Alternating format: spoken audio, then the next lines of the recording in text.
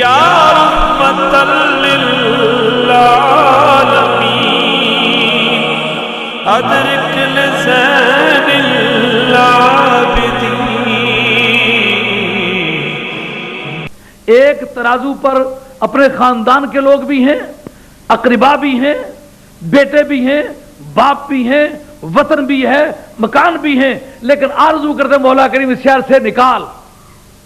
اور ان دنوں صلح حدیبیہ کا فیصلہ ہو چکا ہوا ہے، اس میں جو معاہدہ ہوا تھا وہ ایک روایت کے مطابق 10 برس کے لیے ہوا تھا، تو چھٹے سال میں ہوا تو 16ویں سال ہجرت میں اس میں مکمل ہونا تھا، تو پھر اس وقت تک کسی طرح کی جنگ کسی سے نہیں لڑی جا سکتی تھی۔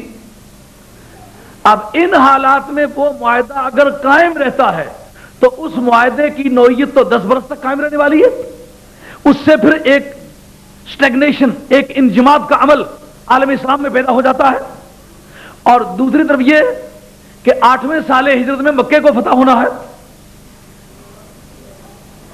اور اسی طریقے سے آگے پیش قدمی ہونے والی ہے، 9ویں میں خیبر کو فتح ہونا ہے اور دوسری مہمات چلنے والی ہیں۔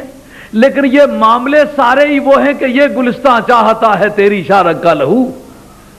اب سوال اٹھا کہ یہ اتنے کام کن حالات میں ہوں گے اور صلح حدیبیہ کی بنیاد کس چیز پر ہے؟ یہ باقی لوگوں کے ساتھ جو صلح کا سلسلہ تھا، ایک طبقہ تھا جن کے ساتھ غیر معین مدت تک کے لیے صلح کا معاہدہ تھا، ایک وہ طبقہ تھا کہ جن کے ساتھ کچھ عرصے کے لیے معاہدہ صلح تھا، ان کے 9 مہینے باقی رہ رہے تھے جس وقت یہ آیت نازل ہوئی تھی، تو 9 مہینے ان کے جن کے ساتھ غیر معین مدت تک کے لیے معاہدہ تھا، انہوں نے اتنی خلاف ورزیاں کی ہوئی تھی کہ ان کے ساتھ اب معاہدے کے قائم رہنے کا کوئی چانس نہیں تھا، اور ایک وہ لوگ تھے جن کے ساتھ کسی طرح کا کوئی بھی معاہدہ نہیں تھا۔ تو ہر ایک کے لیے ایک ایک پیریڈ مقرر ہو گیا کہ تمہارے 4 مہینے، تمہارے 10 مہینے، تمہارے یہ غربت والے مہینے گزرنے تک کا انتظار ہے۔ وہ چاروں طرح کے طبقات سے ایک وقت مقرر ہو گیا۔ اب چاروں طرف کے لوگوں کے لیے وقت مقرر ہو جانے پر مسلمانوں کو جان کے لالے پڑ گئے کہ ان حالات میں یہ سارے کام کریں گے کس طرح؟ کہا محبوب کی نگاہوں میں نگاہیں ڈال کے دیکھو، اگر زنانے مصر یوسف علیہ السلام کے چہرہ زیبا پر نگاہیں ڈالیں، حسن سے متاثر ہو جائیں، ان کو پتہ نہ چلے کہ ان کے بدنوں پر چھریاں چل رہی ہیں، تو تم جب نبی کریم علیہ السلام سے سچی محبت پیدا کر لو گے تو پھر کفار مکہ کے ساتھ لڑنا کیا مسئلہ ہے؟ پھر جا کے خیبر میں لڑنا کیا مسئلہ ہے؟ جا کے طائف میں لڑنا کیا مسئلہ ہے؟ حنین کے مقام پر لڑنا کیا مسئلہ ہے؟ یہ سارے مسئلے اسی وقت تک مسئلے ہیں جب تک عشق رسول بام عروج پر نہیں آیا۔ تو عشق رسول کی قانونی اور دستوری حیثیت تو واجب ہے، لیکن ضرورت کے طور پر وہ اس نوعیت کا حکم ہے کہ اس کے بغیر کوئی مسئلہ حل ہوتا ہی نہیں۔ کہ عشق رسول آئے گا، مسائل کو حل کرے گا۔ نبی کریم علیہ السلام کا ایک عاشق زار جن کا نام حضرت ابو بصیر رضی اللہ تعالیٰ عنہ ہے، وہ صلح حدیبیہ کے فاتح مانے جاتے ہیں۔ اب ذرا اندازہ کیجئے کہ عشق کی شاہراہیں کہاں کہاں سے گزرتی ہیں۔ عشق ضروری نہیں کہ وہ کتاب پڑھنے لگ جائے، عشق ضروری نہیں کہ وہ مدرسہ کھول لے، عشق یہ ضروری نہیں کہ وہ صرف نمازیں پڑھنے لگ جائے۔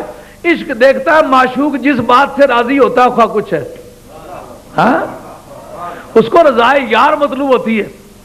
جو کسی مجذوب کا کہنا ہے نا کہ ادھر نچ کے یار منا لیے پمیں لوگ آنکھیں پیڑی کنجری ہے، یہ مجذوب کا کلام ہے، لیکن مجذوب باقی لوگوں کے معاملے میں مجذوب ہوتا ہے، اپنے معشوق کے معاملے میں باہوش ہوتا ہے۔ دیوانہ بکار خیش فرزانہ، مجنوں کو سارے جہان کے بارے میں جنون تھا، لیکن لیلا کے بارے میں وہ اس کے ہوش قائم تھے۔ لیلا کو پہچانتا بھی تھا، لیلا کی ضرورتوں کو بھی سمجھتا تھا، لیلا کی آنکھوں کی بناوٹ بھی اسے یاد تھی۔ جب ہرن کو پکڑ کے چلے تو کہتا ہے اس کی آنکھیں لیلا کی طرح لگتی، اس کو چھوڑ دو۔ ہاں ساری دنیا کے حالات سے بے خبر ہے، لیکن لیلا سے بے خبر نہیں۔ اب سرکار تاجدار مدینہ علیہ السلام کا غلام حضرت ابو بصیر رضی اللہ تعالیٰ عنہ مکے سے چلے، جس سرکار کی بارگاہ میں پہنچے تو ایک معاہدے کی شک یہ تھی کہ جس وقت مسلمانوں میں سے کوئی مرتد ہو کے کفار کے پاس چلا جائے تو کفار اسے واپس کرنے کے پابند نہیں، لیکن جب کافروں میں سے کوئی مسلمان ہو کے سرکار کے پاس چلا جائے تو پھر سرکار اس کو واپس کرنے کے پابند ہے۔ حسب وعدہ سرکار پابند تھے واپس کرنے کے۔ کفار مکہ آ گئے کہ یہ ہمارا آدمی ہمیں واپس کرو۔ حضرت ابو بصیر رضی اللہ تعالیٰ عنہ کہتے ہیں یا رسول اللہ بڑی محنت سے آیا ہوں، مہربانی کر کے مجھے مت بھیجیے گا۔ کوئی ڈھل مل یقین قسم کا آدمی ہوتا جیسا کہ آج ایک آدمی بیعت ہوتا ہے تو کہتا ہے جس دن بیعت ہوا اسے دوسرے دن 10,000 پاؤنڈ کی سیل کیوں نہیں ہوئی میری دکان پر؟ میں جس دن بیعت ہوا اسی مہینے میں کروڑوں پتی کیوں نہیں بن گیا؟ میرا قد آگے سے 4 انچ بڑھ جانا چاہیے؟ نہیں، یہ محبت کا راستہ، یہ گلستہ چاہتا ہے تیری شارک کا لہو۔ اس نظریے سے مسلمان ہونا، اس نظریے سے بیعت ہونا، اگر یہ نظریہ کوئی نظریہ ہوتا تو صدیق اکبر تو اسی دن معذلہ پھر گئے ہوتے۔ وہ کہتے کیا فائدہ ہوا، جو ہی آپ کا غلام بنا ہوں تو ججی سے گیا ہوں، تجارت سے گیا ہوں، گھر بار سے گیا ہوں، حتیٰ کہ ببول کے کانٹے بٹنوں کی جگہ پہنے ہوئے ان حالات میں میری زندگی بیت رہی ہے، مجھے مسلمان ہونے کا فائدہ کیا ہوا؟ نہیں، جس کو اسلام کہتے ہیں اس کو اپناتے وقت آدمی کو ہر قربانی دینا پڑتی ہے اور صرف رضائے مولا معاوضے میں طلب کرنا ہوتی ہے۔ ابو بصیر رضی اللہ تعالیٰ کو سرکار نے فرمایا نہیں، میں نے وعدہ کیا تمہیں واپس جانا پڑے گا۔ جب یہ فرمایا تو حضرت ابو بصیر کہتا یا رسول اللہ پہ جیسے کہتے ہیں، لیکن یہ ظالم مجھے راستے میں مار ڈالیں گے۔ فرمایا تجھے کوئی نہیں مار سکتا، وہ اللہ جس پر تو ایمان لایا تیرے ساتھ ہے، کچھ نہیں بگڑے گا، خدا تیرے ساتھ ہے، خدا تیری مدد کرے گا، جا وعدے کے مطابق یہاں سے چلا جا۔ ہتھکڑیاں حضرت ابو بصیر رضی اللہ عنہ کو لگائی گئی اور ہتھکڑیاں لگی ہوئی ہیں، وہ کھینچ کے چلا رہے ہیں اور حضرت ابو بصیر رضی اللہ عنہ مڑ کے سرکار کو دیکھتے۔ جتنی دور تک سرکار نظر آتے رہے اتنی دیر تک انہوں نے پشت نہیں دی۔ کہتے ہیں بھائی تم مجھے لیے چلو، میں چلتا جاتا ہوں تمہارے ساتھ، پر مجھے مڑ کے سرکار کو دیکھنا تھا۔ لے گئے، جو جنگل کی تنہائی پہ پہنچے، انہوں نے سوچا یہ آدمی 2 ہیں، ان کے ساتھ اگر کوئی میں جبر کرتا ہوں تو یہ 2 آدمی جبر تو نہیں کرنے دیں گے، اور پھر یہ کہ میرے دونوں ہاتھ ہتھکڑیوں سے بندھے ہوئے، میں کچھ کر بھی تو نہیں سکتا، کروں تو کیا کروں؟ اتفاق ایسا ہوا کہ ان 2 میں سے ایک پیشاب کرنے کو گیا، جب وہ گیا تو دوسرا تنہا رہ گیا۔ اچانک موقع پا کے اٹھ کے نا ہتھکڑی اٹھائی، ہتھکڑی اٹھا کے نا تو پہلی ہی چوٹ اس کی ناک پہ ماری۔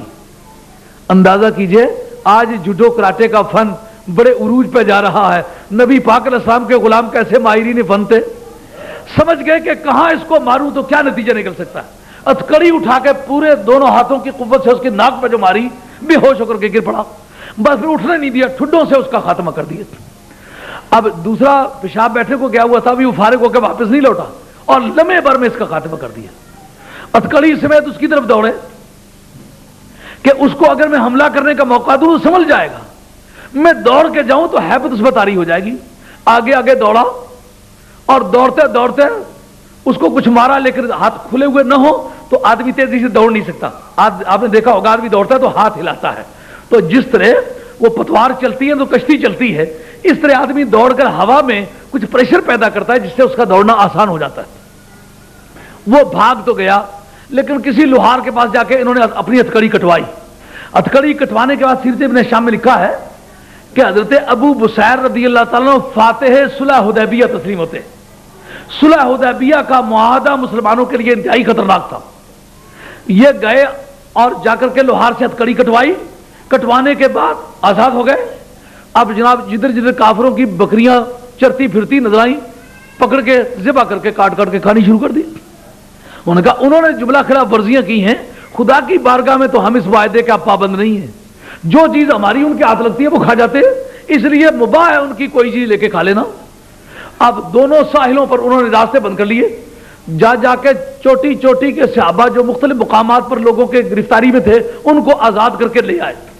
رات کے وقت جائیں، دروازہ کھٹکھٹائیں، کون ہے؟ ابو بصیر ہوں۔ وہ کس لیے آیا ہے؟ تو میرے آکرانے کے لیے آیا ہوں۔ رات کو دیواریں توڑ کے، دروازے توڑ کے، زنجیریں توڑ کے ایک بڑی جمعیت انہوں نے لا کر کے جنگل میں اکٹھی کر لی، پوری گینگ بن گئی۔